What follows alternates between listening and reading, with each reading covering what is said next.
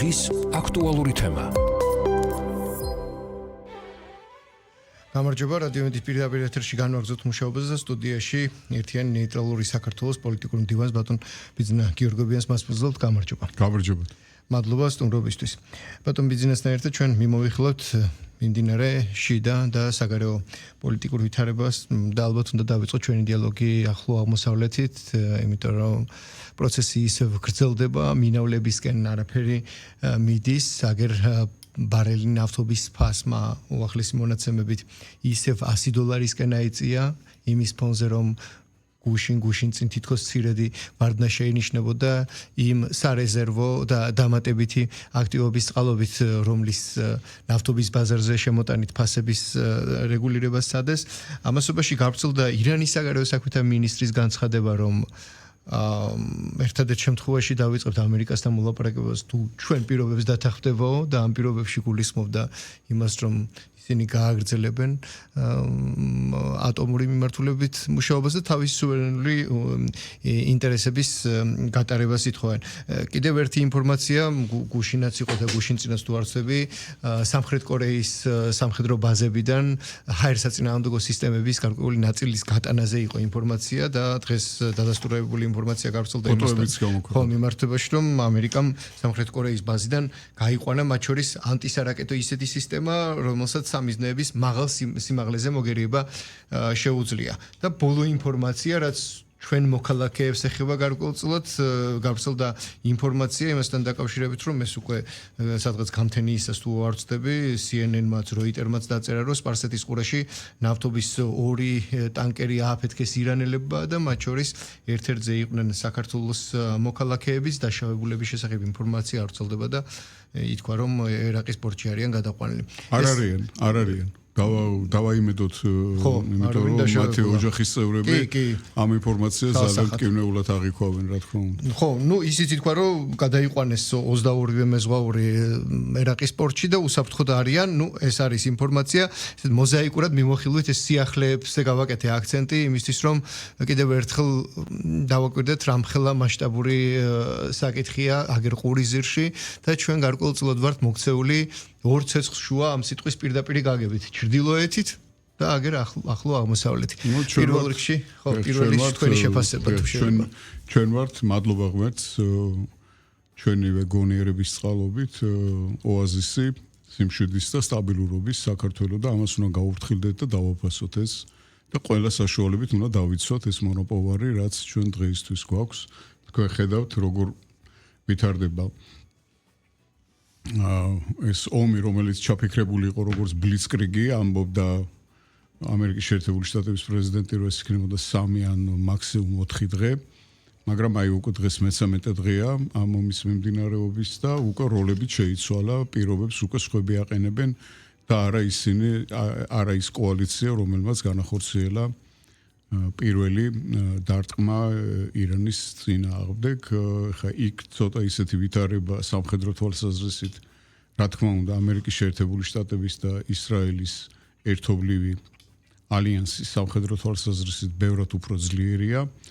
ვიდრე ირანის შეიარაღებული ძალები, მაგრამ საქმე იმაშია, რომ ომს იგებს ის, ვინც ფლობს ტერიტორიას და ომს რაკეტებით და ესეთი წერტილოვანი დაბომბებით აერიდან, რა თქმა უნდა, ვერც დაასრულებს ვერავინ და ვერც მოიგებს თქვენ იცით, რომ ისრაელი აწარმოებდა რამდენიმე წლის განმავლობაში აწარმოებს აერიდან დაბომბვას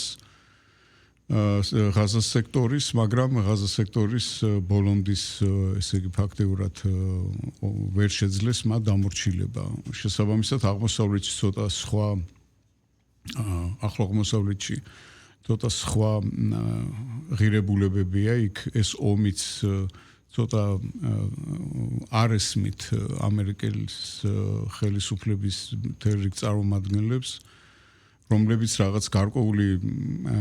ილუზიების ქვეშ არიან ორივე მხრიდან არის რაღაც ისეთი დამოკიდებულება როგორც ირანის ასევე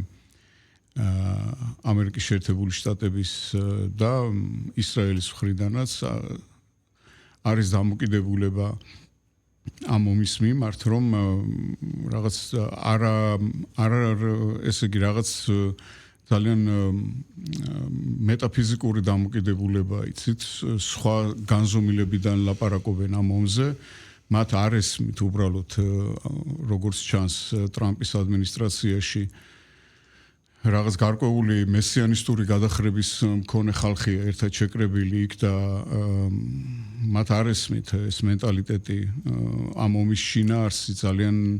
გაურკვეველია მათთვის და მე არ ამგონია რომ ეს ომი მალე დასრულდეს ის ბლიცკრიგი რა თქმა უნდა ჩაფლავდა რომელიც მათ ჰქონდა ჩაფიქრებული და რით დასრულდება და რამდენ ხანში დასრულდება ეს ომი ან როგორ დასრულდება ეს არავინ არ იცის მათ შორის ომის გამჩაღებლებმაც კი ისევე როგორც უკრაინაში ომი რო დაიწყო ჩაფიქრებული იყო როგორც ბლიცკრიგი ეს რაღაცა ამ ბოლო პერიოდების ბლიცკრიგები ჩაფიქრებული იყო როგორც რამოდენიმე დღიანი ბლიცკრიგი მაგრამ იქაც უკრაინაში იგივე სურათი გვაქვს რომ ომის დაწყების არც ერთმა ინიციატორმა არ იცის როდის უნდა დასრულდეს ეს ომი ან სავარაუდო შედეგი როგორ უნდა დასრულდეს ეს ომები არ სრულდება ისე როგორც პირველი ან მეორე მსოფლიო ომი დასრულდა სრული და უსიტყვო კაპიტულაციით ერთ-ერთი მხარის და მეორე მხარის გამარჯვებით და რეპარაციით. აქ ცოტა სხვანაირად მიმდინარე ომებია, თვითონ ტექნიკური თვალსაზრისითაც ძალიან სხვანაირად მიმდინარეობს ეს ომები, უფრო საჰაერო დრონებით და რაკეტებით ომია. სახმელეთო ოპერაციებს ამერიკის შეერთებული შტატები სავარაუდოდ ვერ განახორციელებს ირანში, ასევე არ გამოვიდა პროქსი ძალების მობილიზება ქურთების იმთავითვე აღმოფრა ირანის აზერბაიჯანის მოსახლეობა ირანის ქურთებმა საერთოდ ქურთებმა უკვე ჭკუა ისწავლეს იმდენჯერ მოხდა მათი გამოყენება რამოდენიმე დიდ კონფლიქტში ისეთ პროქსი ძალად და ფაქტიურად მე მოილაპარაკეს მოწინააღმდეგე მხარეებმა და დაზიანებული და დაზარალებული აღმოჩნდნენ ქურთები, ამიტომ მათ სავარაუდოდ უარი თქვეს ესეთი ფუნქციის შესრულებაზე, მაგრამ ნახოთ კიდევ უახლოეს დღეები რას გვაჩვენებს ამ კონფლიქტში და როგორ განვითარდება. მე ვფიქრობ, რომ ეს ხანგრძლივადიანი და გრძელვადიანი ბრძოლაა რომელსაც ბოლო ძალიან გაურკვეველია და როგორც უკვე ვთქვი, არც თვითონ იციან თეორიულად რითი შეიძლება რომ ეს დასრულდეს ეს კონფლიქტი სამხედრო ან ერთი და ან მეორე. ორივე ომზე ჩვენ შეგვიძლია ვთქვათ, რომ წარმოდგენა არ აქვთ ამ ორი ომის ამ ორ ომში მონაწილე არც ერთ მხარეს როდის, როგორ და რა მეთოდით უნდა დასრულდეს ეს ომი. იმიტომ რომ ამ ხრივ ჩვენ გვახსოვს, როდესაც პუტინის მიერ წოდებული სპეციალური სამხედრო ოპერაცია წოდებული ეს პროცესი რაც მეოთხე წელია თუ არ ვცდები გრძელდება ხო? ამდენი ხანია გრძელდება. ამერიკის მხრიდანაც ესე ქვია. ხო, კი, და იქით მიმყავს საუბარი რომ მაშინაც ბლიცკრიგზე იყო გათვლა და გვაქვს ეს მოცემულობა და მაშინ იყო საუბარი რომ რუსულმა სპეცსამსახურებმა დაუმალეს, არ უთხრეს ან ვერ შეისწავლეს ბოლომდე ის რომ რეალურად უკრაინა უფრო მაღალ დონეზე იყო მომზადებული ვიდრე ეგონათ. ცოტა უცნაურია, იმიტომ რომ ყურიზირშია სლავები არიან, ფსიქოტიპას ასე თუ ისე ერთმანეთსაც იცნობენ და ეს სახსნები ცოტა უცნაურია. მეორეს მხრივ გვაქვს ჩვენ მოცემულობა, ასევე სამხედრო ოპერაცია ბლიცკრიგის ფორმატით დაწყებული, მაგრამ ჯერჯერობით ეს ამდენი დღის განმავლობაში ბლიცკრიგი არ დასრულებულა, როგორც თქვენ ამბობს, უფრო გაწელვის პერსპექტივა აქვს ვიდრე დასრულებისას სამწუხაროდ და პლუს მომენტი ძალიან ბევრი ანალიტიკოსი მიუთითებს იმაზე, რომ ამერიკის შეერთებული შტატები ისევ იმ დანაღმულ ველზე მიდის, სადაც აღმოსავლეთის ადამიანთა ფსიქოტიპას ბოლომდე ვერ აცნობიერებს და სწორედ ის ფაქტი, რომ საკმაოდ სერიოზული სპეცოპერაცია, რომ რის შემდეგაც სულიერი ლიდერი მოკლეს, ძალიან ბევრი ანალიტიკოსი იმაზე საუბრობს, რომ სახელმწიფოს მეთაურია სულიერი ლიდერი, ის არ არის მარტო ორივეს ერთად აერთიანებს, ხო? სასულიეროსაც, საეროსაც, ცალსახად. და იმის თქმა მინდა, რომ მისი გარდაცვალების მერე ბევრი ანალიტიკოსი სწორედ ამაზე ამბობს, რომ ირანმა უფრო აქტიურად მოახერხა ეს სასულიერო ჭრილში გადაეყვანა და ამითი მდგრადობა თავისი სისტემისა გაემყარებინა, რომ სხვადასხვა ფორმატით, მაგრამ ორივეგან თითქოს ერთი და იგივე, არ ვიცი, შეცდომა უწოდოთ შეგნებული თუ შეუგნებელი დიდი სახელმწიფოების მხრიდან და ამ ყველაფრის მაყურებელნი ვართ და ძალიან ბევრი ზარალდება, ზიანდება. ეს არ არის შეცდომა, იცით? ეს არ არის და არც შემთხვევითი დამთხევა არ არის, იმიტომ რომ ერთი და იგივე საკითხზე ორი დამთხევა უკვე დამთხევა არ არის, არც პოლიტიკაში და არც საომარ მოქმედებებში. ეს რომ დაუშვათ იქ დასავლური ნატოს ქვეყნების და რუსეთის დაპირისპირება უკრაინის მიწაზე და რუსეთ-ჩინეთის დაპირისპირება ირანის მიწაზე ამერიკის შეერთებული შტატების წინააღმდეგ, ეს შემთხვევითი არ არის, რა თქმა უნდა, ეს არის რაღაც გარკვეული. მე ტაქტიკურ მოქმედებებზე ვამბობ, თორე გასაგებია, რომ გლობალური პოლიტიკის თხელი წერტილია ორივეგან. კი ბატონო, და ერთი ხაზია, რომელიც შუაზე ჭრის ევრაზიის კონტინენტს. კი ბატონო, უბრალოდ ირანში მიმდინარე პროცესები უფრო კვეთრად მიმართულია გრძელვადიან პერსპექტივაში ალბათ ჩინეთის შეზღუდვისკენ. და ორივე კონფლიქტი დამატებული მასის რაღაც გარკვეული კავშირი რომელიც უნდოდა ევროკავშირს რომ შემდგარიყო საქართველოს, მოლდოვა, უკრაინა, ეს ზოლი და ირანის ომი, ეს არის ერთი ზოლი, რომელიც ეს ცხელი ხაზი, ცეცხლოვანი ხაზი შუაზე ჭრის ევრაზიის კონტინენტს და ერთმანეთისგან აშორებს ევროპულ ეკონომიკას და აზიურ რესურსებს. და აი ამ დაპირისპირებაში საქართველოს არის ოაზისი, საქართველოს არის ერთი მწვანედ დარჩენილი ყელი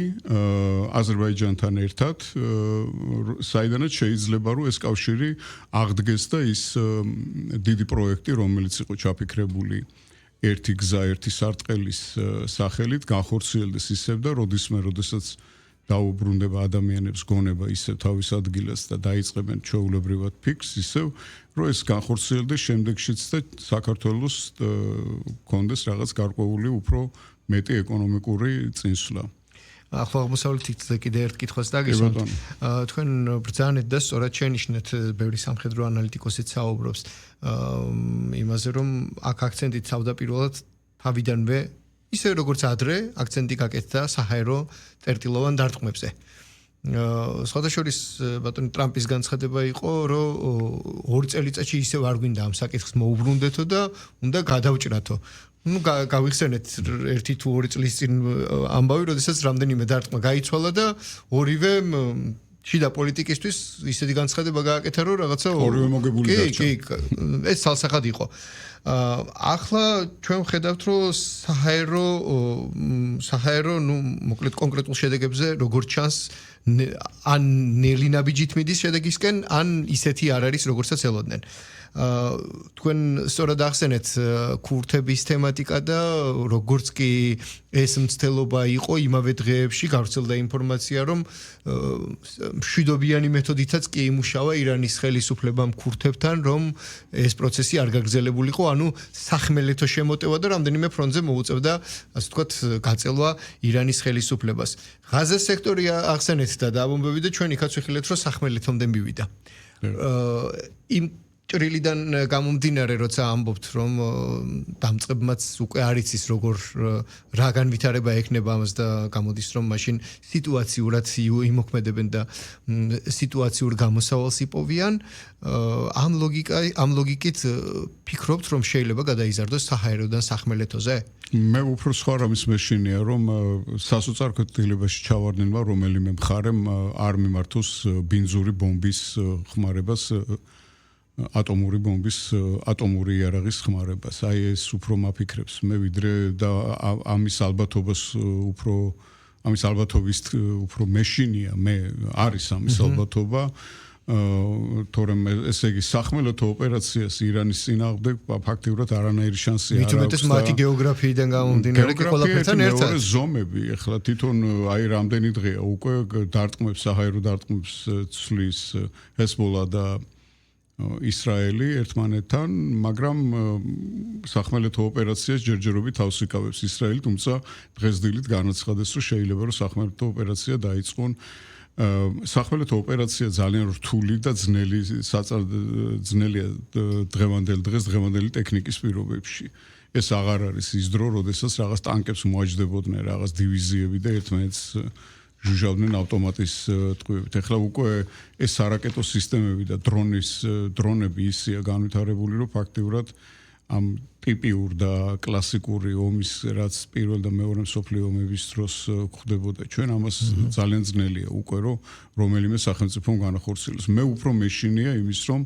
კუთხეში მიყენებულმა სასოწარკვეთაში ჩავარდნილმა რომელიმე მხარემ და ახლა ამ ომში ორი სახელმწიფოა ისეთი რომელიც ოფიციალურად ერთი ოფიციალურად არის ატომური და მეორე არაოფიციალურად თელმა მსოფლიო მიცის რომ აქვს დაახლოებით რამოდენიმე ათეული კობინა. აქედან გამომდინარე აი ამისი უფრო მე მეშინია ვიდრე რაღაც სახმელეთო ოპერაცია თუ დაუშვათ მათ კიდევ აქვს ჩერჩენილი რაღაც პრაგმატიზმის ისა რა ქვია გადაწყვეტილების მიღებაში რაციონალურად თუ შეუძლიათ რომ იმჟელონ მე მგონი რომ პენტაგონში ამას არ დაუშვებენ თვითონ თუმცა იქ პენტაგონში სხვა შორის იქ არიან პროფესიონალები რომლებიც ამ ომის დაწყების საერთოდ წინააღმდეგიც იყვნენ და არ ურჩევდნენ ესეთი ომის დაწყებას როგორც ღია წყაროებიდან მე გავეცანი ამას და არიან იქ ადამიანები რომლებიც პროფესიონალები არიან და თავის პროფესიას არ ღალატობენ და რაღაც პოლიტიკური მის გამო კონიუნქტურის გამო ყველაფერზე არ თანხმდებიან ისინი იყვნენ წინააღმდეგი ამ ომის დაწყების მაგრამ ეს ომი ხა როგორ დაიწყო მე პირველი ვინ ისროლა და ვინ მეორემ დაუჭირა მხარი და ვინ წააქეზა ისრაელმა ამერიკის შეერთებული შტატები თუ პირიქით ეს ალბათ მე უკვე გახდება ცნობილი რამოდენიმე ძალიან დიდი ხანი არ დაჭირდება ამას იმიტომ რომ აი ამ გოგონების მკვლელობა ისეთი უკვე დადასტურებული ფაქტია ეს აგერ ნიუ-იორკ ტაიმსის მასალა იყო საგამოძიებო და აღმოჩნდა რომ ძველი ინფორმაციით ეს სკოლის შენობა იყო დაკავშირებული ჭყალებში სამხედრო სამინისტროს და მე შეიცვალა მონაცემები და ძველი ინფორმაციის გამო ოფიცრების შვილები მათ მშვენივრად ალბათ ეს ჰქონდათ ეს ინფორმაცია ოფიცრების შვილები იყვნენ ეს ანუ მე რაც თქვი ეს წავიკითხე მე მგონი რამდენიც ვიცი ნიუ-იორკ ტაიმსის მიმართულები და ნუ თქვენ რასაც ამბობთ ეს კიდე სხვა ვერსია თუ არ ვწდები ერთ-ერთი არაბული ქვეყნის ყოფილმა პირველმა პირმა თქვა შემდეგი რამ თუ ისე მოხდება რომ ჩვენ კიდევ გავწვით ბომბებს ერთმანეთის მიმართ არაბული ქვეყნები და ირანი იგულისხმა მაშინ და ჩვენ მივალთ ერთმანეთის სამხედრო დაპირისპირებამდე ამ შემთხვევაში ამერიკა და ისრაელი უბრალოდ გვერდზე გადგება ისრაელი არ ამერიკა გადგება ნუ ამერიკაზე თალსახად თქვა და შეიძლება ორივე მხარეც მოგვამარაგოს იარაღითო თქვენ ბრძანეთ ახლა რაღაც სასწარკვეთილებისკენ რა და როგორ იქნება არ ვიციო და თუ კითხვაც არ გამოვიდა საჰაერო ან გეგმის შესაბამისი სიტუაცია რამდენად რეალურად მიიჩნევთ აი ამ სცენარით მიმართულების განვითარებას ამერიკას რამდენად აძლევს მე ეს ხელს ჩვენ დაუბრუნდეთ იმას რომ ეს ორი კონფლიქტი რაღაცები ძალიან გავს ერთმანეთს და ეს შემთხვევით არ არის დამთხოვა როდესაც ბაიდენის ადმინისტრაციის დროს მოხდა უკრაინაში სახელმწიფო გადატრიალების შემდეგ წაქეზება უკრაინის შეიარაღება მილიტარიზაცია და ისეთი ნაბიჯების გადადგმა იქ რომელმაც გამოიწვია რუსეთის აგრესია თვითონ ამერიკის შეერთებული შტატების ადმინისტრაციამ განაცხადა რომ ეს არის პროქსი ომი ამერიკის შეერთებულ შტატებსა და რუსეთს შორის დასავლეთის ნატოს ქვეყნებსა და რუსეთს შორის ეს ჩვენი მოგონილი არ არის როგორც ვიღაცებს უნდათ რომ ეს დაეხატათ არა პროქსი ომია ჩვეულებრივი და აი ამ ომის თვითონ ხასიათი ძალიან გავს ახლო აღმოსავლეთის ომის ხასიათს როდესაც ამერიკის შეერთებული შტატების მხრიდან მოხდა წაქეზება ბოლონდის ესე იგი რაღაც გარკვეული რაოდენობით იარაღიც მიცეს ფული მიცეს გარკვეული რაოდენობით დიდი იარაღი მიცეს და ფულს აძლევდა ბაიდენის ადმინისტრაცია რომელიც ახლა ტრამპმა რაღაც სასარგებლო წიაღისეული სახით დაიბრუნა ვითომ ამერიკის ხაზინისათვის და ამერიკის მხარე ამერიკის შეერთებული შტატები გადგა განზე და ახლა შუამავლობს მოლაპარაკებებში რუსეთს და უკრაინას შორის და ევროპას არასწრებს ამ მოლაპარაკებებს თვითონ შუამავლობს ევროკავშირის ქვეყნები მათ იქ რაღაცებს შრებიან კონვულსიებში ეს ლიდერები ევროკავშირისო ჩავქთეთ ჩვენც მაგრამ არ თავენ იმათ ამ გადაწყვეტის შტატებში გაიმართა მოიხდა ეს ორი კონფლიქტი ძალიან გავს ერთმანეთს აქაც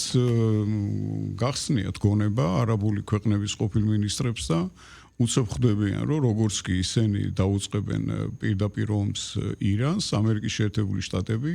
ამ ომიდან გავა და იტყვის, რომ ეს ომი უნდა გაჩერდეს მერე, იმიტომ რომ ენერგეტიკულ ბაზარზე არის შიმშილი და ნავთობის ფასი დრამატულად იწევს ზევით, სოფლიო ეკონომიკა გადავა უკვე რეცესიაში და არა რომელიმე გარკვეული დიდი სახელმწიფოს წინააღმდეგ, როგორც აი ვთქვათ, ეს ჩინეთის წინააღმდეგ იქნებოდა მიმართული. არა, ჩინეთმა უშველა თავის თავს და ინდოეთმაც გამალებულები ყიდულობენ რუსულ ნავთობს, ეხლა ყოველგვარი არავინ აღარ უყურებს ან სანქციებს თვითონ ევროპელებიც ყიდულობენ. გავრცელდა ინფორმაცია, რომ 3 დღის წინ დაახლოებით ირანმა აი ამ პროცესების ფონზეც კი მოახერხა რამდენიმე ტანკერი ნედლი ნავთობის გაგზავნა ჩინეთისკენ. შუა ომის დროს ვაჭრობა მიმდინარეობს ხოლმე ჩვეულებრივად, როგორც ეხლა მაგალითად დრუჟბა ტვირთავდა ნავთობს ევროპაში. რომელიც ახლა საჯილდაო ქვად იქცა ევროპაში. აქედან გამომდინარე არ არის გამორიცხული, რომ ეს სცენარი მათ სწორად აუნახავთ, რომ როგორც კი ერთმანეთში დაიწყებენ ომს, ის გადგება გვერდით და მე 1-2 კვირის მერე ან 3 კვირის მერე იტყვის, რომ ჩამოიქცა მსოფლიო ეკონომიკა და მოდი ახლა ჩემთან დაჯექი და მე მოგალაპარაკებინებთ ერთმანეთშიო და იტყვის, რომ მე 11 ომი გავაჩერეო, თუ რიცხვით რამდენია არ ვიცი. ამიტომ აი ესეთი სურათი გვაქვს დღეს მსოფლიოში, სადაც აღარ მუშაობს არც ერთი საერთაშორისო, ეგრეთ წოდებული საერთაშორისო ინსტიტუცია, რომელიც უკვე დიდი ხანია აღარ მუშაობს და ჩვენ რაღაც გარკვეული პერიოდი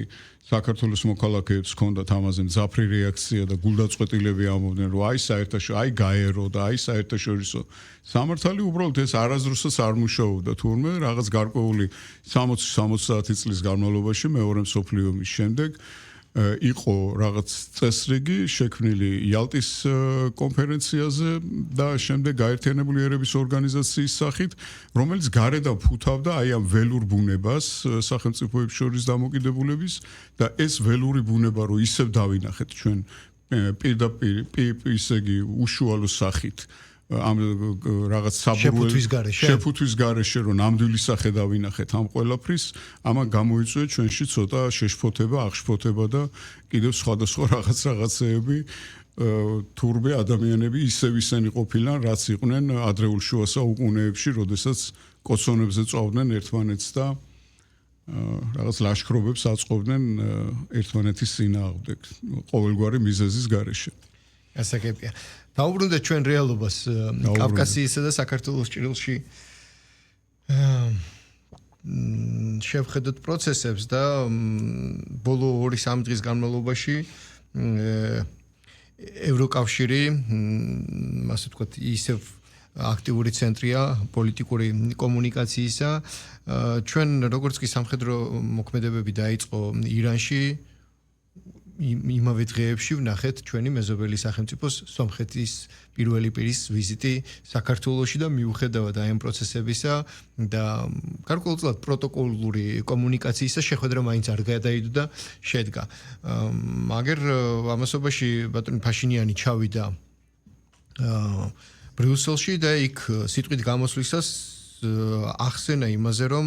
ევროკავშირისკენ მისი ქვეყნის სვლის შესაძლებლობა სწორედ საქართველოს ტრანზიტით დაინახა და თუ საქართველოს აი ასეთი ურთიერთობა აქვს დღეს ევროკავშირთან და ევროკავშირის მხრიდან არ არის არანაირი პროგრესი, მათთვისაც ეს არის ამ მიმართულებით შესაძლებლობის განუვითარებლობის პერსპექტივის მაჩვენებელი. დღეს მოუწია სხვათა შორის მას კიდევ განმარტება და როგორც ჩანს კითხეს საქართველოზე რო ეთქვა ეს თხოვეს თუ არა ქართველებმა და ახსნა რომ არანაირი თხოვნა არ ყოფილა, ეს ჩემი გულწრფელი პოზიცია და პრინციპში რეალური სურათია ამ ჭრილში. ისინი ეკითხებიან ყველა მსჯელობს თავისი გახსნილობის არ ვიცი, როგორც ჩანს იქ იყო მედიის მხრიდან, არ ვიცი ვინ დაუსვა ეს კითხვა და მან განმარტა, რომ ჩემი წუხილი გამოვთქვიო და ეს ჩემი აზრი იყო. იქ არიან ესეთი ადამიანები, რომლებიც ამას კითხავდნენ, ბაიბა ბრაჟა და ესეთი. არ ვიცი, აი ეგ განმარტება გააკეთა ეს კლანი ხო არის იქ, არა, ვიღაც იაკნევიჩიანე და ვიღაც ესეთი. აქვე დავძენ იმას, რომ ჩვენ 2 დღის წინ აქ უთოს წარმომადგენლების ვიზიტი ვიხილეთ და შეხვედრები და პარალელურად საქართველოს საპარლამენტო დელეგაცია სტრასბურგში მართავს შეხვედრებს და დღეს ევროპარლამენტმა საქართველოს შესახებ რეზოლუცია მიიღო, სადაც იგი ელენე ხოშტარიას და სხვა პირების პოლიტიკური მოტივით დაკავებად აფასებს მათ საპატიმროში ყოფნას და მოითხოვს უპირობო გათავისუფლებას. იქ მიხეილ სააკაშვილზეც არის საუბარი. მოკლედ, აი ესეთი კომპოზიცია, ასე ვთქვათ, ბრიუსელთან და სტრასბურგთან დაკავშირებით და აი ამ ჭრილში კიდევ ერთხელ შეიძლება რომ მოვისმინოთ და გავაკეთოთ გარკვეული ანალიზი. კი ბატონო, იცით რა არის? აი თქვენ წარმოიდგინეთ ელენე ხოშტარია პოლიტპატიმრად მიაჩნია ევროპარლამენტს, რომელიც რუსეთიდან იღებს ყოველთვიურად დაფინანსებას პირდაპირ თითქოს და რაღაც ჰონორარია მისი რაღაც შორეული ნათესავის, რომელმაც რაღაც დახატა ოდესღაც მოსკოვის ერთ-ერთ თეატრში და ამის გამო, ესე იგი, ისეთი კეთილშობილები არიან რუსული ხელისუფლება, რომ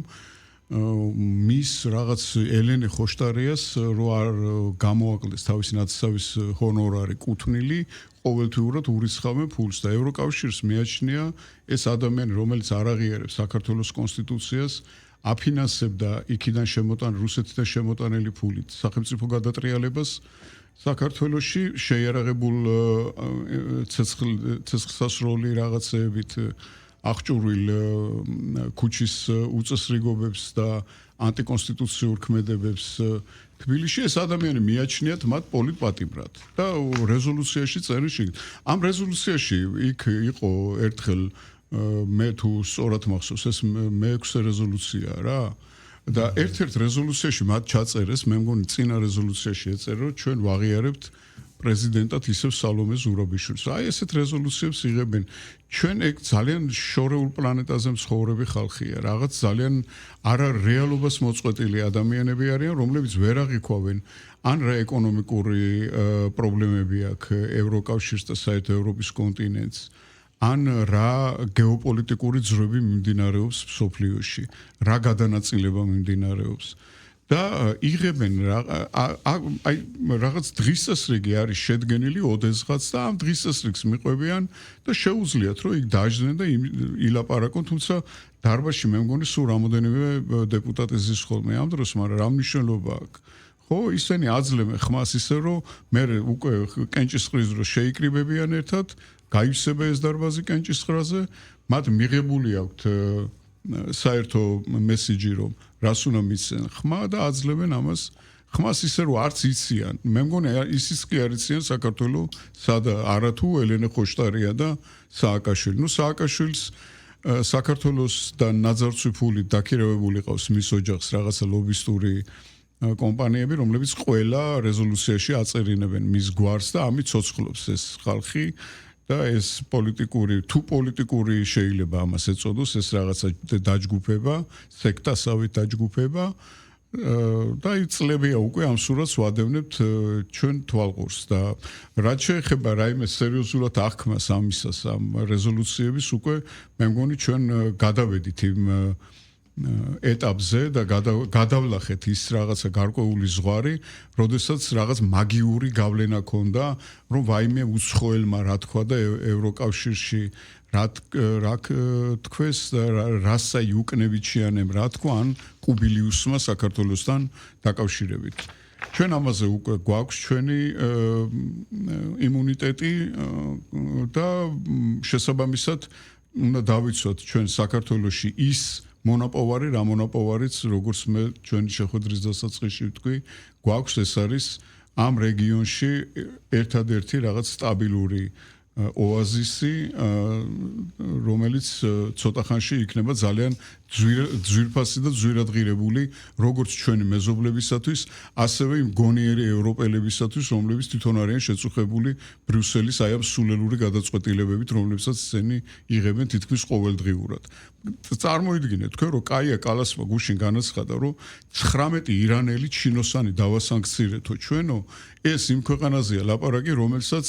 ყოველ წუთში რაღაც ბალისტიკურ რაკეტებს და რა ვიცი, რას აღარ ურტყამენ ზემოდან და 179 წლის გოგონა ჩააწვინეს საფლავში ერთად იმ ადამიანებმა და ესენი შედან და ჩვენ ახლა ვასანქცირებთო იქო ვიღაცეებსო ირანის იმებსო პოლიტიკურ ლიდერებსო აი ესეთი წარმოუდგენელი რაღაცეებია იცი. ჩემი ბოლო კითხვა სანქციების თემატიკას ეხება. ევროკავშირის მხრიდან ჩვენ მოვისმინეთ იმ ინფორმაციების შესახებ, რომელიც უკავშირდებოდა ყულევის ტერმინალის სანქცირებულ პაკეტში შესაძლო მოხვედრას, შემდეგ კომუნიკაციას, როგორც ჩანს თბილისსა და ბრიუსელს შორის და ამ კომუნიკაციის შედეგად ინფორმაციას იმასთან დაკავშირებით, რომ ყულევის ტერმინალი სანქცირებულთა სიაში არ მოექცევა. ამაზე არაერთი შეფასება იყო ყველა პოლიტიკური სიბრტყიდან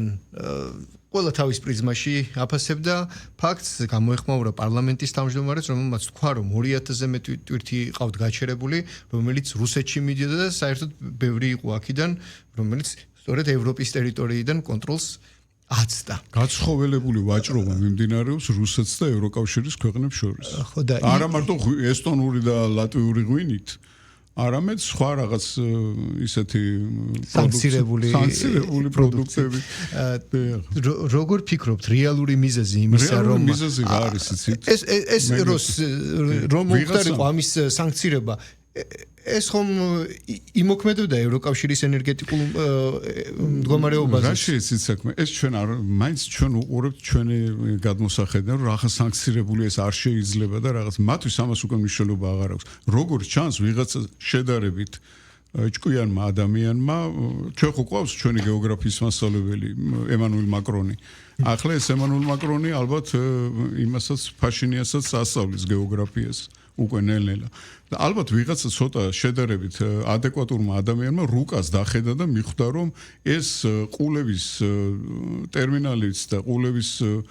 ისაც რომ დავასანქციროთ ჩვენ გადამამუშავებელი ქარხანა ჩვენ შეიძლება რომ იქიდან დაგვჭირდეს რაღაც ნავთობის გამოტანა აზერბაიჯანიდან არაფერი იქნება ვეღარაფერს აღარ გამოვიტანთ სხვა საშუალება არ იქნება უბრალოდ ვიღაცამ შეიძლება რუკას დახედა და იქ ძალიან ცოტა ხალხია ესეთი რომელიც ესე შეუძლია რომ ადეკვატური რეაქცია მისცეს და ვიღაცამ თქვა ალბათ უთხრეს კაია კალას ან ვიღაცა ეგეთ ადამიანს რომელიც ძალიან გონება გამჭრიახობით არ გამოირჩევიან ესეთ საკითხებში რომ ეხლა ამის დრო არ არის და არ შეიძლება ესეთ რაღაცებზე რომ წავიდეთ ჩვენ და უკან დაიხიეს ამაზე თორე არ დაიხევნენ უკან მათ არჩევიათ ეს რაღაცებზე უკან დახევა აი ხო გითხარით ქვეყანა რომელიც სურთ რომ საერთოდ გასწორდეს როგორც ღაზა სექტორი გაასწორეს მიწასთან იქ მაცხოვრებელ ადამიანებს რაღაც სანქციები დაუწესეს თითქოს ვინმე ახლა პარიზში წავა იმიდან თეირანიდან დასასვენებლად ამ შუა დაბომბვის ну ესეთი ხალხია ხო და ალბათ ცოტა პრაქტიკულობა ჭკუამ იმძლავ რა მათ გონებაში და დროებითია ეს ხო შორის თუ იგრძნეს რომ ისევ ძალა რომ რაღაცნაირად შეიძლება რომ შეტრიალდეს ეს სიტუაცია რომ ისევ ამ სანქციებით მოგუდონ თავისი ყველა პოლიტიკური მოწინააღმდეგე ისევ დააწესებენ მე რა არ უშილთ მაგათ გონებას ეგ გასაგებია. მადლობა სტუმრობისთვის ბატონ ბიძინა გიორგოვიანთან ჩვენი დიალოგი რადიო ემდის Facebook გვერდზე აიტვირთება